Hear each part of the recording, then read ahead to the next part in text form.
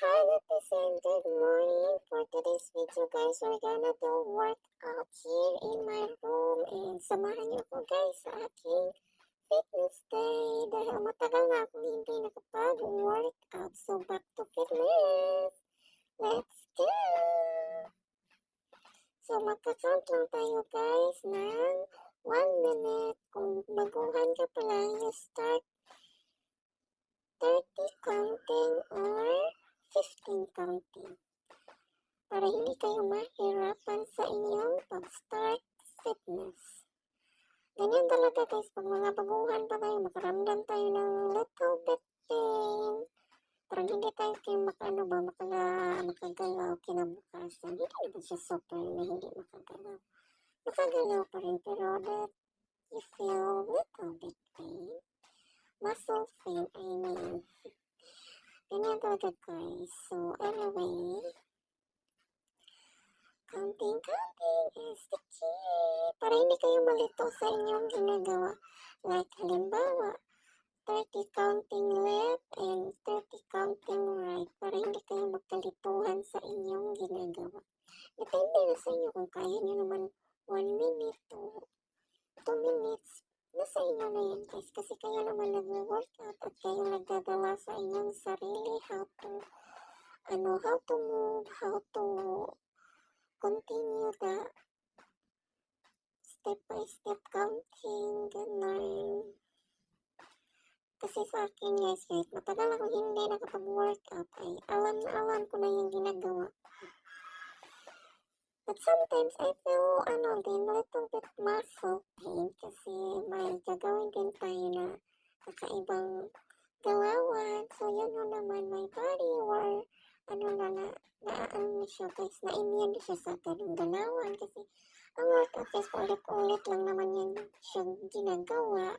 Wala namang nabago, wala namang nadagdag, same pa rin siya. So, ganun. Life is good. Kailangan ko mag-workout kasi medyo tumabars na yan. Matabars naman talaga ako kasi my body is still chubby. Ganun. Kasi lamang tayo ng lamang, diba? Food is life. So, hindi na tayo magtataka, guys. Hindi pwede mawala sa atin ang food kasi yan ang ating partner sa pang-araw-araw. Hindi tayo pwede mawala ng pagkain, lalo na kung may pagkasirok-sirok. Actually, guys, kahapon mo po itong workout na to. But, sometimes we're so busy. Wala tayong time sa kuti-kuti sa ating cellphone ba, mag-edit-edit, may manok talaga so include here, so don't mind the chicken. So nagamit pala ako dyan ng belt sa aking tummy kasi lumaki na yung aking tummy.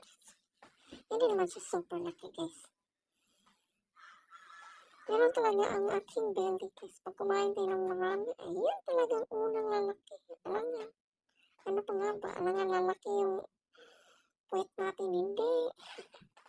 Ang belly talaga yung super, mabilis lumaki.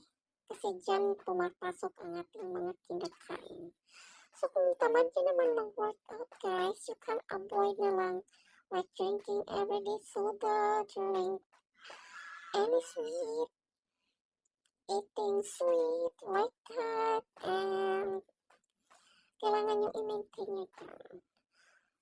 Don't too much eat ng matamis, don't too much eat ng mga fatty food, oily food, ganun. Kasi yan yung unang nagpapataba sa ating katawan. Eat healthy and be happy. Less stress. Yan ang panatiliin natin ang ating happy lifestyle. Huwag tayong magburingot dyan pagkagising. Smiley, smiley. Be thankful dahil magkagising tayo. Ginising tayo ni Lord ng masaya, walang sakit, and we are very, very, we are